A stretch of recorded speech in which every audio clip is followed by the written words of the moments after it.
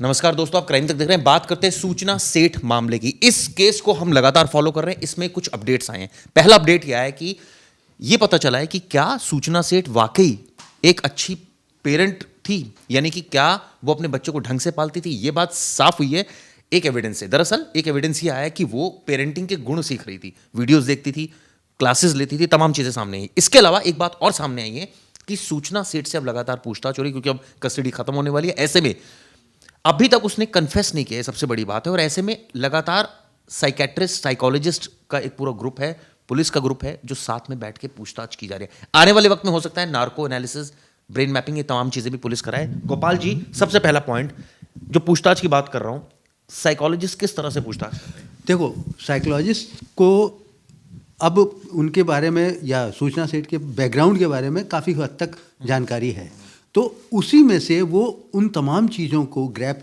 करके सूचना को उस लेवल पर लाने की कोशिश करें मेंटली, ताकि वो कहीं से ब्रेक डाउन हो, क्योंकि वो अभी अब स्ट्रांगली इन सारी चीज़ों को कन्फ्रंट कर रही है, अपोज कर रही है, और वो किसी भी तरीके से चुप रहना चाहती है, वो बोलना नहीं चाहती है। उसके बारे में जो इन्फॉर्मेशन आ रही है कि पेरेंटिंग की, जैसे अभी आपने बात कही, तो ये बात उसके पड़ोसी ने भी बताई है कि सूचना जो है एक बहुत केयरिंग मदर थी। वो अपने बच्चे की एक छोटी से छोटी चीज़ों को लेकर बहुत कंसर्न रहती थी। इसीलिए उसने पेरेंटिंग थेरेपी लेनी शुरू की थी, उसकी क्लासेस कर रही थी। ये बात उसका हस्बैंड भी एक्सेप्ट करता है कि वो बहुत केयरिंग मदर थी।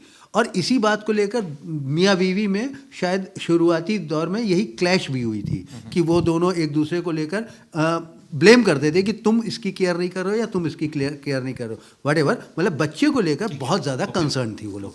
दूसरा कि उसका जो भी बैकग्राउंड है, जो उसका वर्किंग आवर्स थे, काम के घंटे थे, या उन दोनों के बीच में क्वालिटी टाइम था, हस्बैंड और वाइफ के बीच में, प्लस मतलब पेरेंट्स और बच्चे के बीच में जो क्वालिटी टाइम था, इन सारी चीज़ों को लेकर अब साइक्रेट जो है वो क्वेश्चंस क्रिएट कर रहे हैं। ऐसे अभी तक शायद 14 क्वेश्चन सामने आए हैं, जिनके आधार पर उससे बराबर वही क्वेश्चन दोबारा दोहरा के पूछे जा रहे हैं। लेकिन गोपाल जी, कई बार साइको एनालिसिस टेस्ट, जो मैंने कई साइकोलॉजिस्ट से बात की है, साइकेट्रिस्ट से बात की है, वो ये कहते हैं कि भाई आपसे साइकोलॉजिस्ट पूछता है बहुत सारी चीज़ें।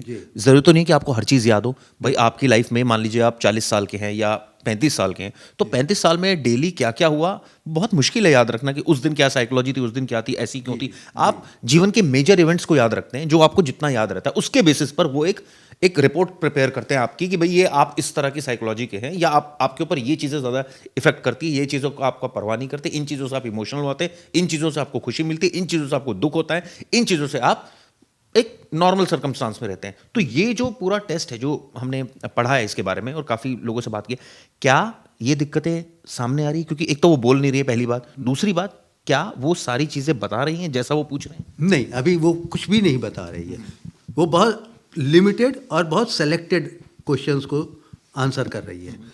दूसरा, अभी आपने जैसे बताया कि वो 35 साल में कुछ याद नहीं रहता, साइक्रेटिक्स का काम ही यही है कि वो आपको उस फ्रेम में ले जाएंगे जहां पर आपकी क्या मना स्थिति रही होगी। लेकिन सर, जब आपको याद ही नहीं, आपको हर एक अकाउंट और इवेंट तो याद नहीं रहता। बेशक आपको नहीं याद होता है, मगर आपको जब टाइम ऑफ इवेंट पर ले जाते हैं तो आपको कुछ चीज़ें तो याद आ जाती है ना, जो रहता है, या फोटो आपको दिखाई या वीडियो आपको दिखाया, तो आपको कुछ कुछ याद आता है कि हाँ इस समय ऐसा रहा होता।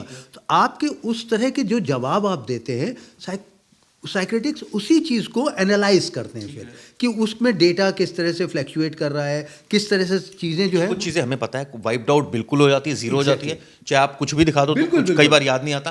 कुछ चीज़ें दिखाने के बाद पता तुरंत याद है यार ये ऐसा हुआ था। जी जी जी, बिल्कुल यही, और इन्हीं सारी चीज़ों को एनालाइज कर रहे हैं। दूसरा, उसका जो भी पिछले कुछ समय से, खासतौर से जब से इन दोनों के बीच में डिस्प्यूट डेवलप हुआ, तब से उनको लोगों के बिहेवियर में किस तरह के चेंजेस आए, और बच्चे को लेकर किस तरह से चेंजेस आए, बच्चे के दूसरी जो ज़रूरतें थी उसको लेकर इन लोगों के किस तरह से कंसर्न थे, इन सारी चीज़ों को भी ये लोग एनालाइज। हमारी कई साइकोलॉजिस्ट से भी बात हुई और वहाँ भी कई सोर्सेज से बात हुई। उनका कहना है कि देखिए, सारी गलती एक मेजर गलती तो है ही सूचना की, जो सबको दिख रही है, लेकिन उससे पहले की जो गलतियाँ हैं, ऐसा नहीं कि सारी गलतियां सूचना की है, बिल्कुल। बहुत सारी चीज़ें सूचना, जैसे केयरिंग पेरेंटिंग उसने सीखी, उसके अलावा वो उसी ने पाला, उसके अलावा कोर्ट का डिसीजन उसके फेवर में नहीं आया कहा जा सकता है, ऑल्दो कोर्ट का एक अपना ओपिनियन है, वो अपने मेरा यहाँ पे थोड़ा सा अप्रहेंशन है कि कोर्ट का डिसीजन सूचना के फेवर में नहीं आया, ये कहना गलत है। हाँ, कोर्ट का डिसीजन एक तरह से थोड़ा सा उसके हस्बैंड के फेवर में जरूर आया है, वही मतलब जो है ना? मतलब उसको ठीक नहीं लगा ये। उसको, लेकिन ये उसकी मेंटल स्टेटस है जिसकी वजह से वो इतना ज़्यादा डिस्टर्ब महसूस कर रही है और उसने इतनी ज़्यादा गलत तरीके की एक्टिविटीज़ कर दी। मगर वो जो सूचना है, सूचना की जो तमाम तरह की जो एक्टिविटीज़ हैं बीते कुछ समय की, बीते खास तौर से 1-2 साल के अंदर की, और उसका जो बिहेवियर चेंजेस है, वो सारी चीज़ें इस समय एनालिसिस की बात। क्योंकि जब ऑब्वियसली गोपाल जी केस दाखिल किया होगा, बच्चा पैदा होने से लेकर डिस्प्यूट होने से लेकर जब केस तक बात आ गई होगी, और उसके बाद जब सुनवाई चल रही होगी, 2022 से मामला चल रहा है, 2024 हो गया, यानी 2 साल वो लेडी दोनों अलग रह रहे थे। और सबसे बड़ी बात यह है कि वो अकेले झेल रही थी सारी चीज़ों को। भाई उसमें फाइनेंशियल उसकी खर्चा भी होता होगा, ऐसा नहीं है कि जब को देखिए, जहाँ तक फाइनेंशियल क्राइसिस की बात, अगर आप फिजिकल मेंटली तो हो सकता है कि भाई वो अपने आप को अकेली या अलोन फील करने लगी हो, ये बात हो सकती है, क्योंकि उसका पति अपने काम धंधे के सिलसिले में या जिस भी वजह से वो उससे अलग होके रहने लगा, तो नेचुरली वो कहीं ना कहीं बर्डन महसूस करती होगी, या बच्चे को क्वालिटी टाइम ना दे पाने का एक फ्रस्ट्रेशन भी दिमाग में रहा होगा।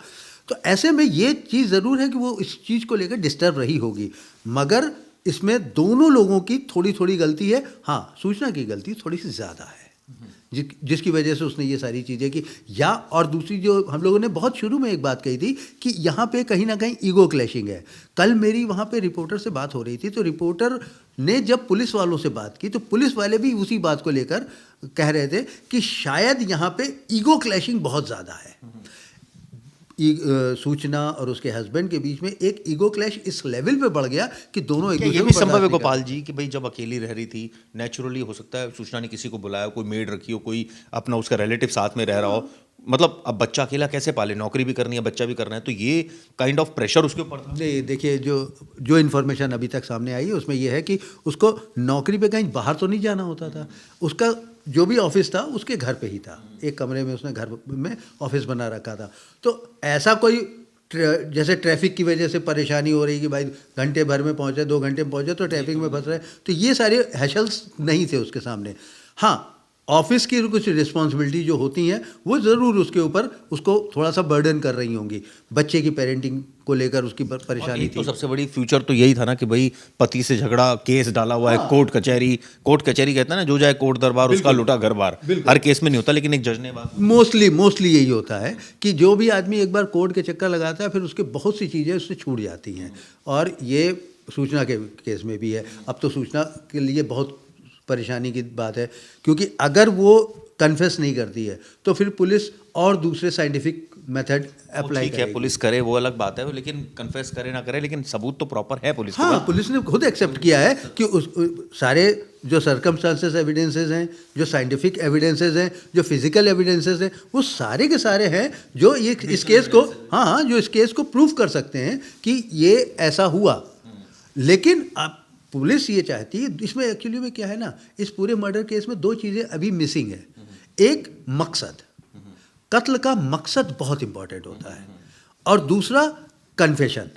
तो अभी दोनों चीज़ें नहीं आई हैं। अगर ये दोनों चीज़ें आ जाएंगी तो केस बिल्कुल open and shut and open कैसे हो जाएगा। अभी गोपाल जी मुझे लगता है 1-2 दिन की रिमांड और बची होगी, क्योंकि 5 दिन की मिल गई है रिमांड। अब मुझे लगता नहीं आगे एक्सटेंड करेगी कोर्ट, डिपेंड करता है कि कोर्ट के सामने पुलिस किस तरह से केस को प्रोड्यूस करती है। क्या इस मामले में आगे आने वाले वक्त में ब्रेन मैपिंग, साइको पॉलीग्राफ, ये सब टेस्ट होंगे? बिल्कुल पॉसिबल है। अगर पुलिस को लगता है कि इसमें सारे जो इवेंट ऑफ सीक्वेंसेस हैं वो कोरैबोरेट नहीं हो पा रहे हैं, तो पुलिस डिमांड करेगी, कोर्ट से कहेगी कि हमको अभी इन सारी चीज़ों के लिए वक्त चाहिए, और हो सकता है कि कोर्ट कहेगी कि केस सॉल्व करने के लिए वक्त देने की ज़रूरत पड़ेगी, तो कोर्ट दे सकती है। एक पॉइंट और जो बड़ा मतलब हो रहा है कि अब तो अरेस्ट हो गए आप, सब कुछ आपके खिलाफ आ गया, तो ऐसे में बंदा फंसते हुए ज़्यादातर लोग ये करते हैं कि पुलिस के आगे कन्फेस कर ही लेते हैं कि मैंने मारा जी, क्योंकि उनको पता है इसका कोई एडमिसिबिलिटी कोर्ट में इतनी नहीं है। जी, आप मुकर भी सकते हैं, 164 का बयान तो है नहीं, तो आप मुकर भी सकते हैं। तो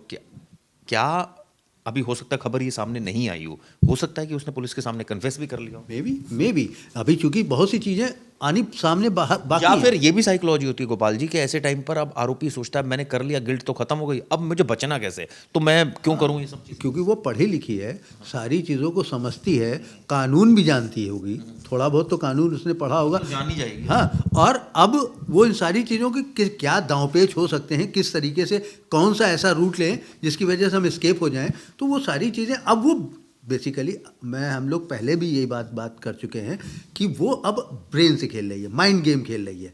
और उस माइंड होता क्या है, जिस दिन आपने मर्डर किया उसकी अब तो 10 दिन बीत गए ना, अब तो 10 दिन हो गए, अब तो ये है कि थोड़ा सा इम्पैक्ट कम हो गया। हाँ, जो ट्रॉमा था वो लगभग सप्रेस डाउन हो गया होगा। अब उसमें वो पैनिक नहीं रह गया होगा जो डे वन था। तो ऐसी सूरत में अब उसके पास स्कीम करने का, सोचने का, प्लान करने का सारा वक्त है, क्योंकि अब उसको करना है या तो पुलिस के सामने बैठ के जवाब देना या बैठ के सोचना है। ठीक बात है। तो वीडियो दोस्तों आपको कैसी लगी जरूर बताइएगा। धन्यवाद।